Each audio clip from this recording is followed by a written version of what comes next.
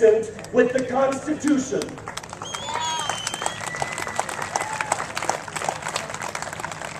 The Bill of Rights are the first 10 amendments to that Constitution.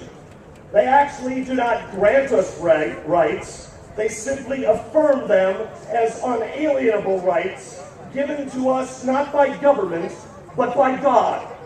And altogether, in 2 centuries of freedom, we have amended this Constitution 27 times. But let me say something about how not to study the Constitution of the United States. Do not study the Constitution without also studying the Declaration of Independence. For the Declaration of Independence is our republic's charter. The Constitution is its bylaws. The Declaration was written in 1776 during the First Continental Congress. The Constitution was written 11 years later during the Second. The Declaration gave birth to the Constitution, and the Constitution receives its moral validity from the Declaration. The Declaration of Independence is the moral and intellectual foundation upon which this American republic rests. It is meant to be the preeminent and controlling document of all American legal theory. This is why conservatives love the Declaration, because it contains all the principles of the conservative movement: belief in God, divine purpose, natural law, natural rights, the sweep of history, the definition of tyranny, unalienable rights, the purpose of government, private property, free enterprise, civil justice, the just war theory, and everything in the Bill of Rights.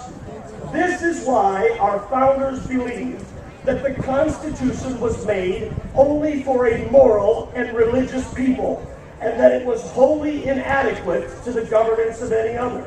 And this is exactly why the leftists, who now run our government, hate the Declaration, because the Declaration unmasks the very tyranny that is presently reigning over us and seeks to reduce us to nothing but a class of slaves under their tyranny. But we have news for our government. We will not be made slaves.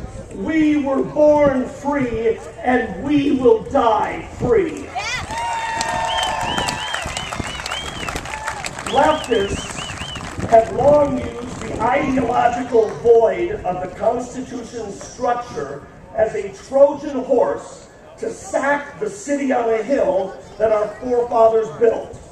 Leftists utterly detest the Declaration, and they have completely driven it out from America's law schools, America's courts, our legislatures, our Congress, and even the White House, because it deals with the moral nature of life, the moral responsibilities of man, the moral directives toward government, the moral imperatives of a free and just society, and a moral supreme judge before whom they must stand in eternity.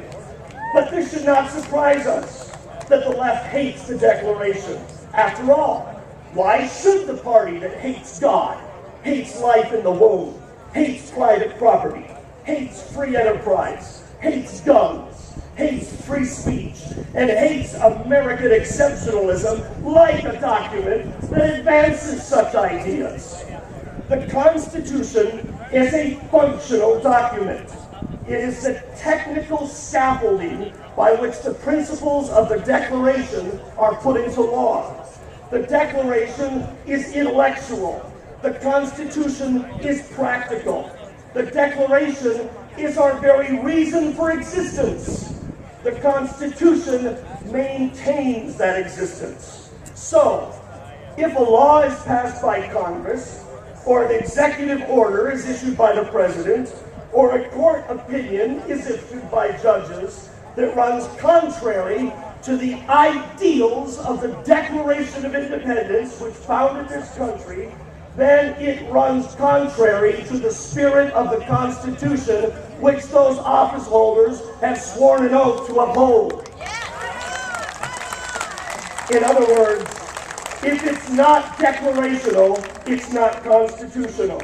So my friends, in closing, it is time for us who love liberty to repeal every law, every executive order, every court opinion that violates the principle of individual liberty based on moral virtue, which our fathers pledged their lives, their fortunes, and their sacred honor for.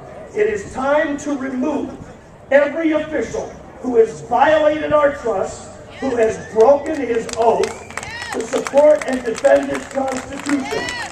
It is time for you and I to rediscover our founding principles. It is time for you and I to recommit ourselves to American values. It is time for you and I to rise up and take back our country. Will you join me in this second American Revolution?